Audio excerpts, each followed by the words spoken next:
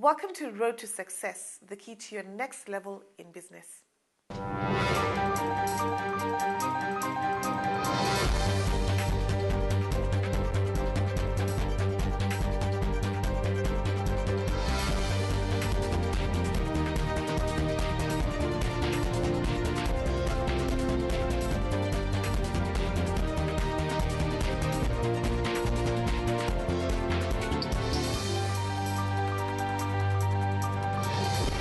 You're watching Road to Success, the key to your next level in business. My guest today is Mr. Felix Onyango. He is the director of Wide Shoe Collection. Welcome to the show, Felix. Thanks for having me. Wide Shoe Collection. I like that name, Wide. Tell me about the name first, and then the business. Well, the name basically talks to a need area. We came across some time when we traveled out of the country. Who's we?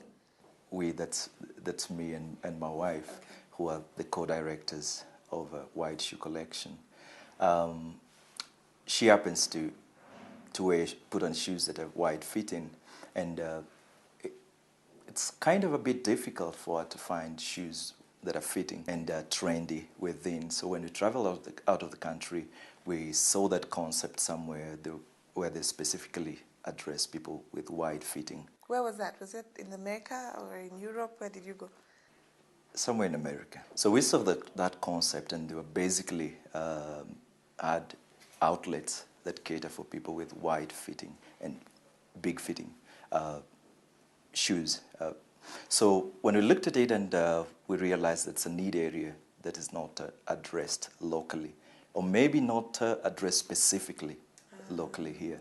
So we looked at it and we realized, well, there are sisters, okay, primarily, who have that issue, bit of a problem trying to get shoes that fit, that are trendy, and that are wide and big. So we walked around it, developed a name, came up with a name.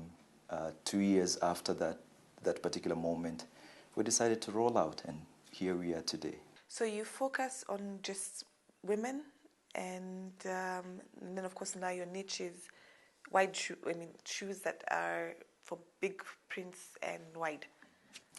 Primarily, right now, we're focusing on ladies. A couple of years down the line, we're developing the concept. Would also be looking at men. Because I imagine men also, there must be some men who have, not narrow feet, but wide feet.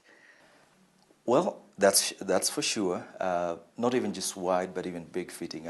I put on about number 11, and sometimes getting decent shoes for me is also still a problem.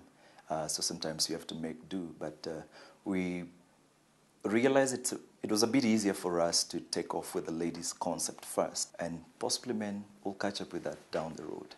Coming back from the trip and then now deciding this is a viable business, how did you go about rolling out the business? Of course, we had to do a lot of research in the process of those 2 years before we started. The idea was good, it looked feasible, but then again, we needed to work around getting a proper business name, working around, researching around where would be our source market, how would get the product here, and just going through all that, travel to China at some point just to see if we could get it from there, and really just working around the whole issue of sourcing and location. Where do we need to locate? Because again, a retail space in Nairobi is pretty expensive, and just trying to balance out those considerations. And finally we said, okay, I think we've got enough to go on with this and just get it off the ground. Tell me about, setting up the retail shop and day one in terms of opening it up to customers.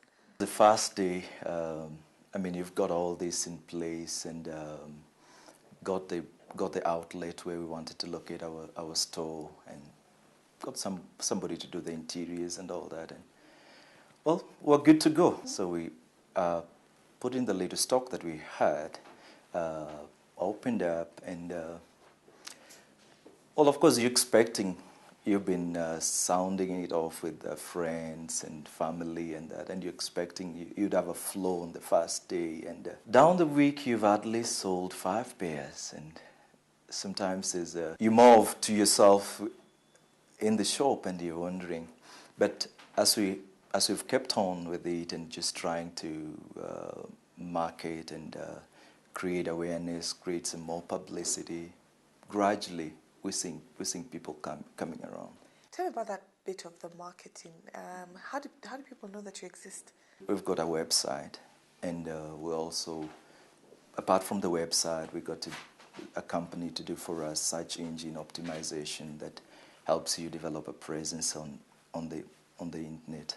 The website that we have, it's an e-commerce website, but because of one or two hitches that we have locally as far as e-commerce goes, we're still not yet live online.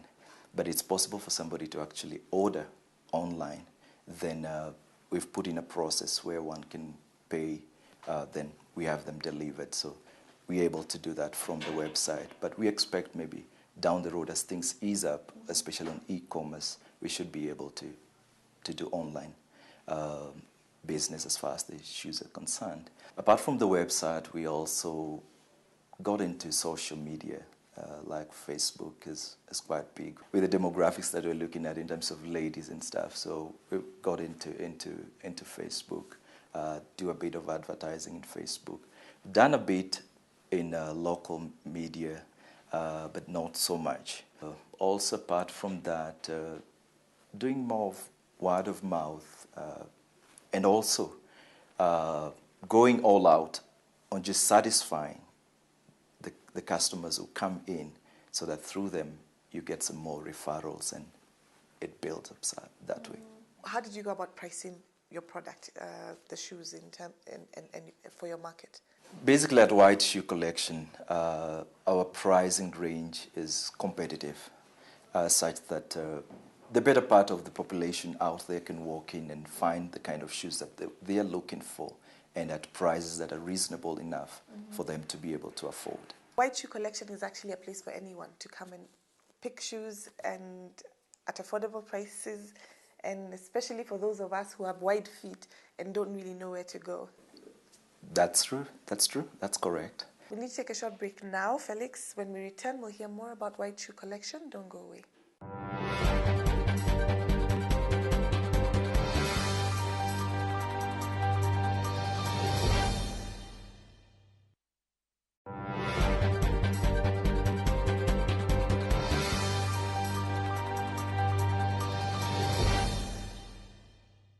Welcome back. You're watching Road to Success, the key to your next level in business. My guest today is Mr. Felix Onyango. He is the director of White Shoe Collection. Welcome back to the show.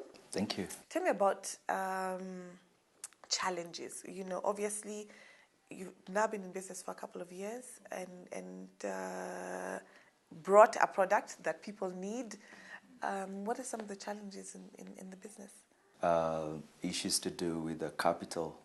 Startup capital. So starting off with some of our savings and just raising enough capital for you to have some stock that makes sense when you call people to come in. You don't just have 5-10 shoes in the shop, but you really have some sizable stock. So that was a bit of a challenge. The other challenge that came up was, of course, issues to do with shipping and bringing in the product, and sometimes you have delays that you really can't do anything about. You've promised people we'll have this on the shelves by this time. There's a delay on the other side. They're saying there's volcanic ash somewhere, and it all gets into the mix and messes you up at some levels. Those other challenges again also, somebody walks in and finds they thought this is a shoe store like any other store. Sometimes it's a bit disappointing for some of them. People coming in and they say, well, we thought that when they get in and realize we're really looking at more of a wide fitting and big fitting shoes, then been a bit of a challenge trying to get people to understand. That's interesting, because I'd imagine, maybe sometimes you have all these people walking in who are not your niche market in terms of the people you're targeting, but they seem to be more than the ones that you're targeting. Have you ever come to a point when you're thinking, maybe this shoe shop should not be for wide feet, but be a regular shoe shop? Yeah, you're right on point there. We've actually been through that. People come in and they think it's just like any other regular shoe store. And a number of them have maybe narrow fitting requirements. then you find over time we've gotten to a point where we're questioning ourselves, should we really blow out this thing and just go like any other regular store, or what do we really need to do here? But we've tried to just stick with the concept because that was the genesis of the business. But we're just trying to get them to understand that this is who we are, this is a need we are addressing, and much as possible would like to keep it on that track. What does it take to be in your kind of business? Of course, it takes a lot of determination, first of all. You really need to be determined and also have a bit of focus, a lot of focus. Also takes a lot of patience. You don't open the first day, you've got all this stock, wide fitting and all that trendy, all that people really need and look for out there, and think that you're going to have a constant stream of people coming in. Also takes a lot of research and really knowing what it is that customers want out there, knowing what are the trends, what is in, especially when you're dealing with ladies. There's a lot that happens within that fashion industry and stuff like that, and you find that it's always good to know which way the wind is blowing, and just try to keep ahead of the pack, which way things are moving. So that's also quite important. That's true, because I can imagine it's so much easier to get a trendy shoe in a small size, but when you're now looking for that same shoe in a bigger size, it's usually hard to find. So maybe that's what Wide Shoe Collection is able to deliver to the market. That's right, because most of the times, again, people with wide and big fitting have been made to do with shoes that are not trendy or chic, just because the higher you go on that chart, on that size chart, the more difficult it becomes for you to find something that is stylish, something that is trendy, and still something that is comfortable, because people at that end of the chart are not only looking for trendy and stylish, but they're also looking for something that is comfortable. So we're just trying to look at those areas and see how we can address that. What are some of the lessons learned? Things that you'll never do again, or things that you have learned that you will probably keep doing?